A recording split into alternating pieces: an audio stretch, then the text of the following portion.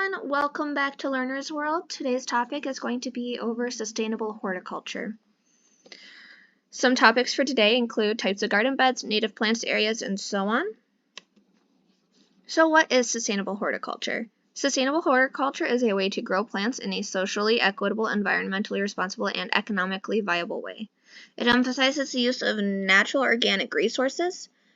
Plants are grown with few chemicals used, if any, organic fertilizers, and compostable pots, and biologically enriched soil. So some types of soil are loamy soil, which is a combination of sand, clay, and silt. It is used to grow berries like strawberries and blackberries, flowers like delphinium, ornamental crops that are drought tolerant, and vegetables like carrots and corn. You have sandy soil, which is characterized by a gritty texture and large particles. It grows root vegetables like carrots and radishes, fruits like tomatoes and strawberries, shrubs and bulbs like tulips, and herbs like rosemary. You have peaty soil, which is made of decomposing organic materials, grass crops, shrubs and trees like azalea, and vegetables like salad, crops, and lettuce. You have silty soil, which contains organic materials and rock particles. It grows shrubs and trees like the New Zealand flax, and vegetable crops like onions. You have chalky soil, which is common in high altitude areas and contains limestone particles or white or gray rocks. It grows trees and shrubs like mock oranges and vegetables like cabbage and beets. And you have clay soil, which holds more water and drains less than other soil types. It grows perennials, shrubs like aster, and vegetables like summer crop vegetables. So what nutrients are important for plants? Nutrients found in soil that are important for growing plants include nitrogen, phosphorus, potassium, calcium, magnesium, and sulfur. And trace elements in soil include zinc, manganese, iron, boron, copper, and molybdenum. What happens to plants if soil is low on one of these nutrients? So low nitrogen will cause poor growth of plants in a light green color. Low phosphorus will cause plants to have dark leaves with a purple tint. Low potassium means that the plant will get thin shoots, and older leaves will show chlorosis, which is a loss of a normal green color. You have low magnesium, which means the leaves of the plants will see interveinal chlorosis. You have low calcium, which is when younger leaves will be distorted, the tips appearing hooked, and the margins curl inward. You have low boron, which is going to cause the bases of newer or younger leaves to become a light green and eventually break down. You have low sulfur, which will cause a pale green or light yellow color on the plant if the soil is low on iron. You have leaves that yellow, but the veins remain a green color. If it's low on zinc, you'll see interveinal yellowing that is evident in the leaves. If you're low on copper, the tips of the leaves will wither. If the soil is low on manganese, you have smaller veins that remain green, leaves that yellow, and you'll see a checkered effect. And if you're low on molybdenum, then plants will exhibit stunting and yellowing. So types of garden beds. So you have a raised garden bed, which has the frame that is constructed of wood or metal.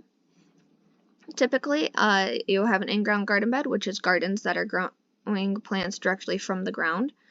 Elevated gardens is a hybrid type of garden between raised beds and pots. It has the option of mesh covers, comes with benefits of raised beds and capacity a little larger than regular pots. And then with pots or grow bags, so a grow bag is usually made of a non-woven material and allows for free air circulation, and flower pots can help to display plants and are good for starting seedlings. So plants found in Hawaii. I'm going to try to pronounce these correctly, and I'm sorry if I mess any of them up. So you have canoe plants, which is plants that are introduced or non-native plants that were introduced by voyagers. So you have kamani, ki, mai, ohia'ai, ulu, ape. Some common native plants are akala, ohelo, uku, ohia, lehua,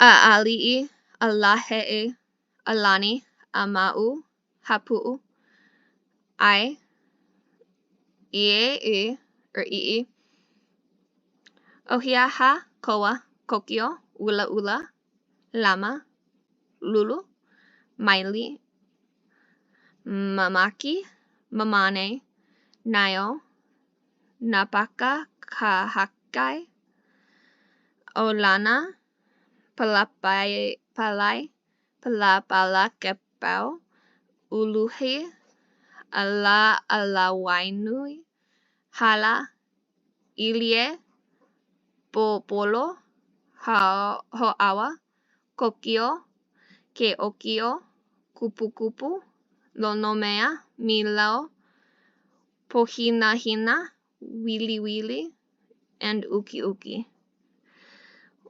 What allows the plants to grow so well in Hawaii is pretty much a two-word answer, the climate, because it is so warm and sunny there.